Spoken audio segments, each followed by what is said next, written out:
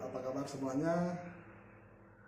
Berjumpa lagi dengan saya, Bapak Nyoman Adi Susila. Dalam video kali ini, khususnya dalam pertemuan ketiga ini, saya akan membahas mengenai hak cipta. Dengan lebih spesifiknya mengenai konsep dasar hak cipta.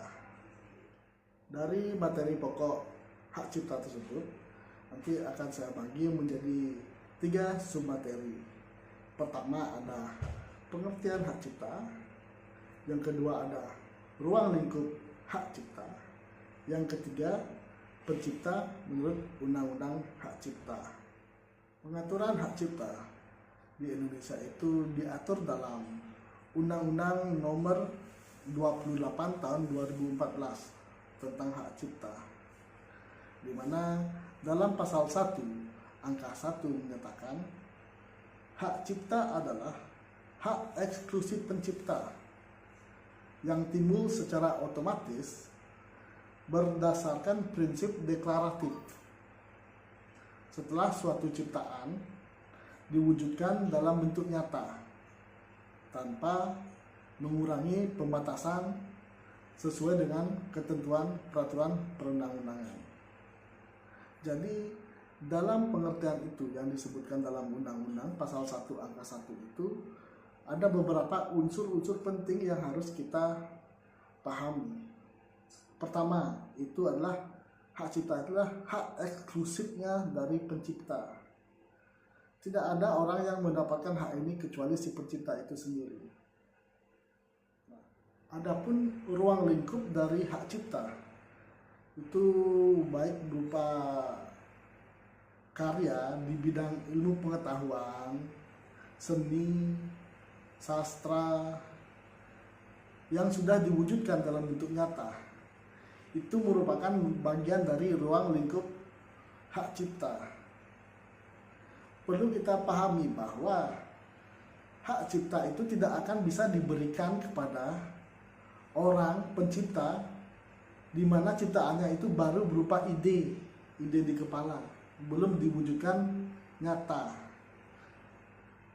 dan itu tidak bisa mendapatkan hak cipta. Jadi ketika ciptaan itu baik itu di dalam bidang ilmu pengetahuan, misalnya artikel, jurnal, hasil pemikiran jurnal itu bisa dicarikan hak cipta. Itu merupakan bagian dari ruang lingkup hak cipta. Misalnya dalam seni ada tarian baru begitu, itu juga bisa merupakan bagian dari hak cipta.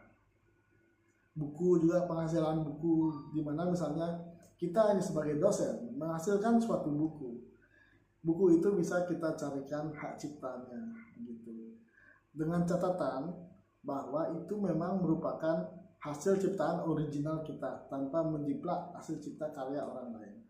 Kemudian timbullah suatu pertanyaan, siapa itu pencipta? Kita lihat pengertian pencipta dari pasal 1 angka 2 Undang-Undang Hak Cipta. Pencipta adalah seorang atau beberapa orang yang secara sendiri-sendiri atau bersama-sama menghasilkan suatu ciptaan yang bersifat khas dan pribadi. Jadi itu baik orang perorangan ataupun secara bersama-sama berkelompok beberapa orang itu menciptakan suatu karya yang sudah berwujud nyata, yang bisa dinikmati oleh orang lain, bisa dilihat oleh orang lain. Yang menciptakan itulah yang disebut sebagai pencipta. Selanjutnya ada kata terima kasih. Itu artinya bahwa materi kali ini sudah selesai saya jelaskan. Apabila ada pertanyaan yang ingin saudara tanyakan, silahkan tulis dan ketik di kolom komentar. Baik, terima kasih atas waktunya. Terima kasih sudah mendengarkan penjelasan dari saya mengenai hak cipta.